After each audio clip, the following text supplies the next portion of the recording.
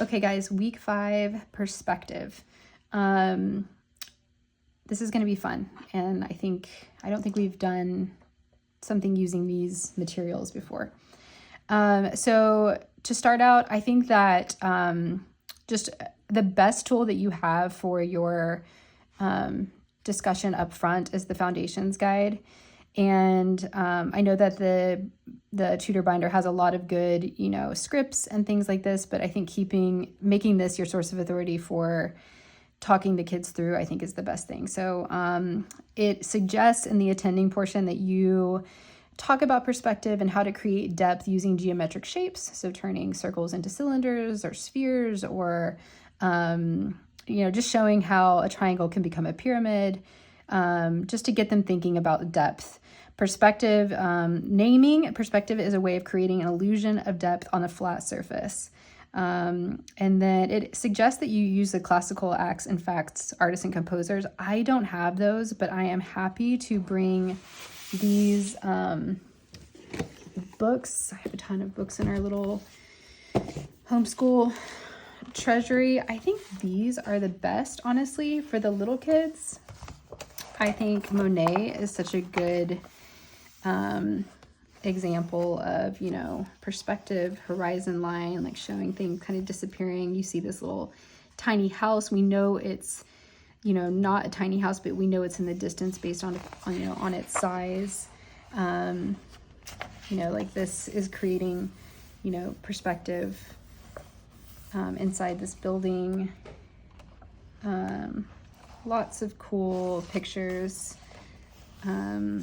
images of London where, I don't know. I think this is really good. So if you want to look through this during the tutor meeting, I think this is good attending for the younger students, Kira and Tina's class. And then I think Andrew Wythe is a great example of perspective. I think he does some interesting lines to create perspective, like this zigzag effect. There's multiple horizon lines here. I think this, creates the sense that we're in, up close, like in these flowers, looking out at sea at this boat, and then like all these, this kind of off-white shadow, that there's fog, a dense fog. Like, I love this. I think last cycle we did, creating your own room, and this is a good example. She's the largest item, and then there's all these interesting lines. I'll do one more. I think this one was my favorite one. This one is really good. And then this one where we're inside. I can't find it, but there's one where like this one. I love this one, where you're like inside the room looking out the window and you really feel that. So you guys can look through these. I'll bring this for the older students if you need something to attend. And then with that, let's get into the, So this is kind of in line with geography for the week. So we're going to be painting drawing the Eiffel Tower at night, with lots of fun detail options for the end. So it's your choice. I can print one of these for each of your students and they can draw this on their own, or if you want to be the guide, that's okay too. I do think with this project, seeing the steps helps know the scale. So just keep that in mind. And then I know that for Kratzer's class and Osteich's class, we typically let the students guide. The only thing that you'll really need to take them through is maybe their horizon. So the materials they have are black cardstock, a white chalk pencil, which is erasable, so I'll bring out the little white erasers. Each student will get their own set of metallic markers and these colors. Oops, I'm missing the bronze. And then I'll probably have the oil pastels at the front if students want to come get them at the end for the grass. But let's go ahead and get started. I would recommend you trying this tutorial at home so you know how to guide them through and bringing your art piece, even if it isn't on black cardstock, that when you take them through, it's not the first time that you're doing it. So I actually found this really difficult to do. So after they draw their horizon line, they can go ahead and get started on taking them through or drawing for themselves their Eiffel Tower. I felt the best way to, like the best box to start in is this one, because it gives them a center point and then they can kind of go from there. I think creating the boxes ahead of time, I actually had to start over several times, and then I just thought, like, if you follow these steps, it's just very hard to do, especially on a dark sheet of paper with the horizon line. I ended up making it too big. So then I did this portion till about the middle and then fanned out. And then I came back up. Oops. Sorry, after this point, you're supposed to draw this rectangle. Maybe it's good that I can show you. You can erase these. And these do smear a little bit, but they're easy to clean up with the eraser. Not smear, but kind of like get faded if you run your lines over them or your hands over them. So then you're going to come down here and do your second rectangle. Let me pull this out a little bit. And then you just kind of follow the line you created here to do this second set of lines.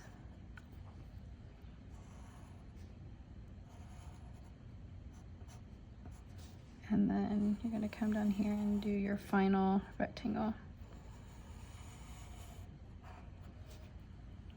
And then pull the feet down to the ground. That might have curved a little too much. Again, easy to fix at the end.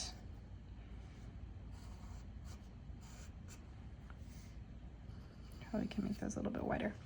And then I did the detail-y things at the end, but if your students want to do them with their pencil, they can. So these just have lines that go down.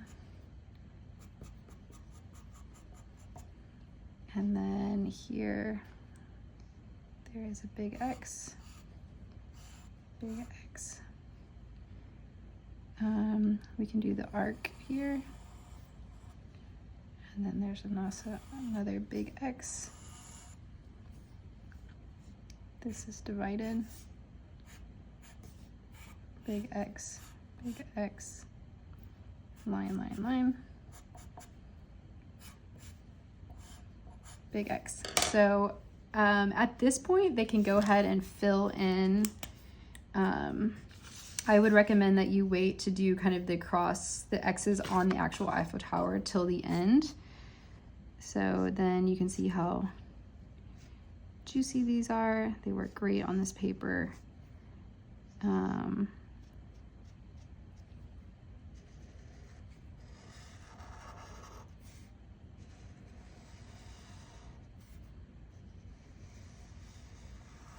Sorry, I'm trying not to make this too long, but I think it might be.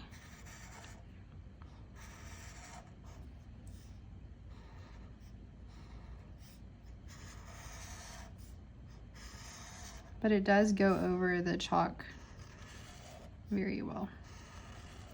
And you can see some of the wonky lines I created. I can kind of fix right here. Make them feel more connected. And then I just did X's with this marker.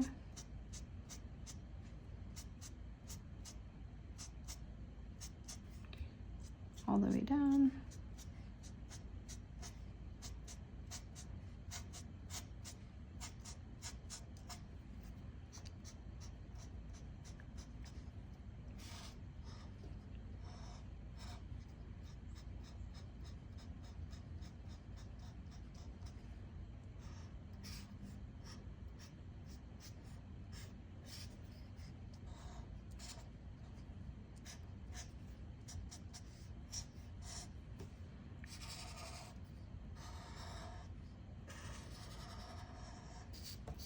Good deal.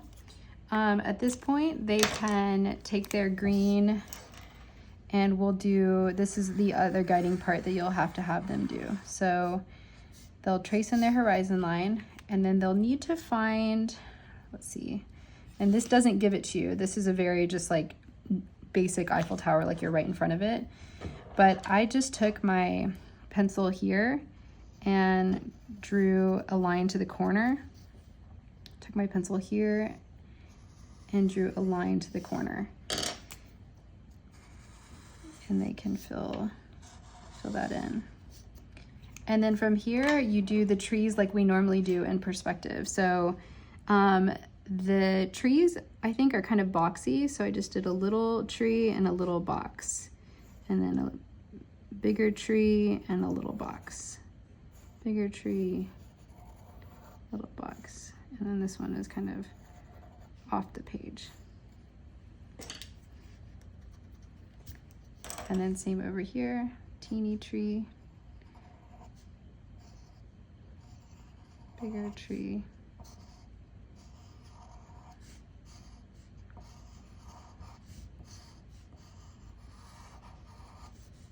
bigger tree. And then they can go in with their green, and it'll color, you can see that it'll color over the silver. These can be kind of abstract.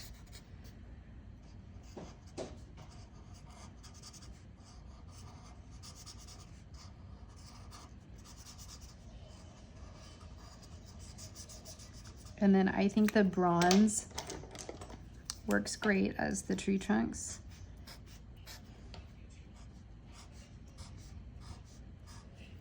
And then they can literally, at this point, do whatever they want. They can do a little moon in the distance. They can create stars with the gold.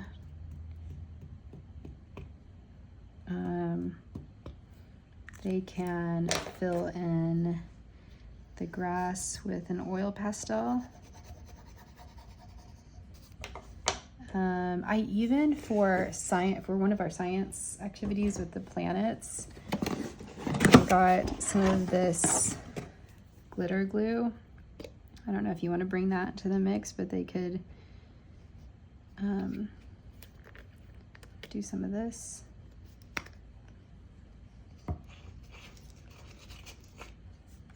That could be fun. I could bring out some